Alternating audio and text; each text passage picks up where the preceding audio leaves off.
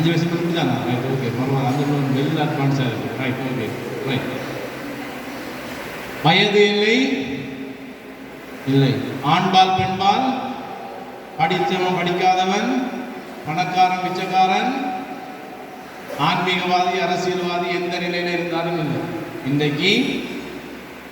இன்றைக்கு மட்டும் இல்லை, இப்பதான் வயதில் குறைஞ்சிட்டே ஒழிய ஒரு 40 வருஷத்துக்கு முதல் குடிச்சிட்டு சத்தம் போடக்கூடிய ஆக அல்லது குடிச்சிட்டு வெளியில் கிடக்கக்கூடிய ஆக மிக குறைவாக இருந்தாங்க. அதுவும் இருக்கிற பேத பொருள் பார்த்த கூடாது இல்லையா?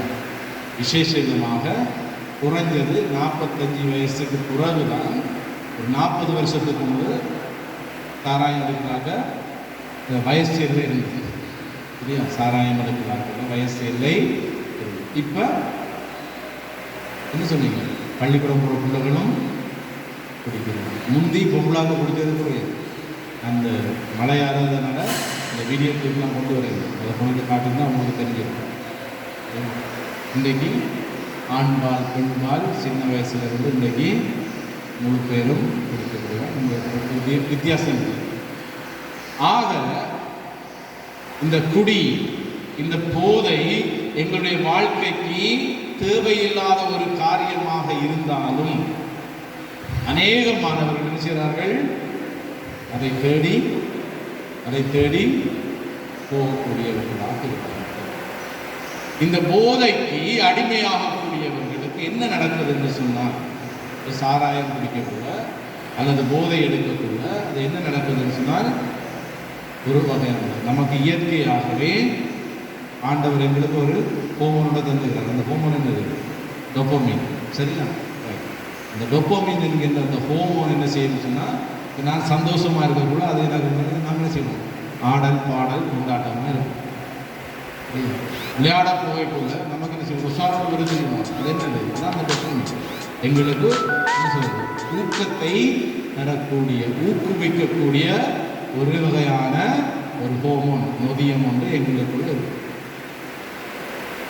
இந்த போதை சம்பந்தமான விஷயங்கள், இந்த போதை பாவனையினால இந்த டோபமைன் என்ன செஞ்சுன்னா செயற்கையாக என்ன சொல்றது?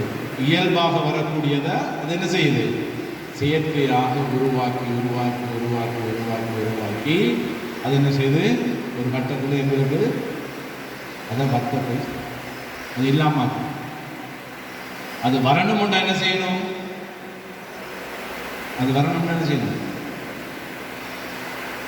குடிச்சாதான் வரும். இங்கே என்னமோ தெரியாது. முந்தி இப்போ ஜிஎஸ் மாதிரி தெரியுது. முன்னாக ஜிஎஸ்ஸாக வந்தால் கொஞ்சம் குறைஞ்சிட்டு. முந்தி ஜிஎஸ்சி காப்புக்கு சாராயம் பண்ணி கொடுத்தா தான் என்னது? சைன் இல்லாட்டி கை நடக்கும்.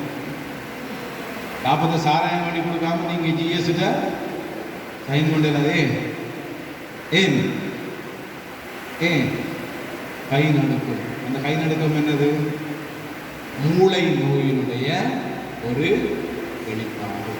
இந்த டோபமைன் கூடி என்ன செய்யணும்னு சொன்னால், செயற்கையாக போகிறது அந்த ஆல்கஹாலோட போயிட்டு இந்த மூளையில் ஒரு பகுதியில் டிக், அது ஷோர்ட் ஃபார்ம், பெரிய வசனம் எங்கள் வாய்ப்பில் இணக்கம் வராது. டிக்குன்னு ஷோர்ட் ஃபார்ம், பெட்ரா சாய்ப்பின்னு என்னமோ அப்படின்னு வரும். சரியா? அதை பார்த்து நானும் வாசிப்பேன். சரியா? பெரிய ஒரு அதாவது ஷோர்ட்டாக திக்குன்னு வச்சுருக்காங்க, TIQ.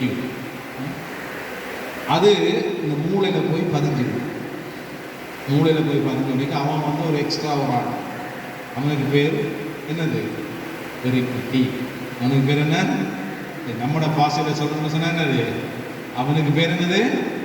ஒரு வெறிக்குட்டி உண்டு. நம்ம மூளையில் போய் செட் ஆகிடுவான். இப்போ அவன் என்ன செய்வான்னு சொன்னா, நீ குடிக்காட்டி உனக்கு தலையடி வரும், மண்டையில் கச்சால் வரும், பிரச்சனை. என்னது? நீ எனக்குத்தா. அவனை சமாளிக்கிறதுக்கு என்ன செய்யணும்? குடிச்சுதான். அதுக்கு பேர் தான் மது அடிமை, மது நோய். அதுக்கு பேர் என்னது? மது, அதுக்கு சொல்லுங்க ப்ளீஸ். மது அடிமை அல்லது மது நோய். எல்லாரும் சோர்ந்து போயிட்டீங்க தானே? குழந்தைங்க தான் அதில் போதும்.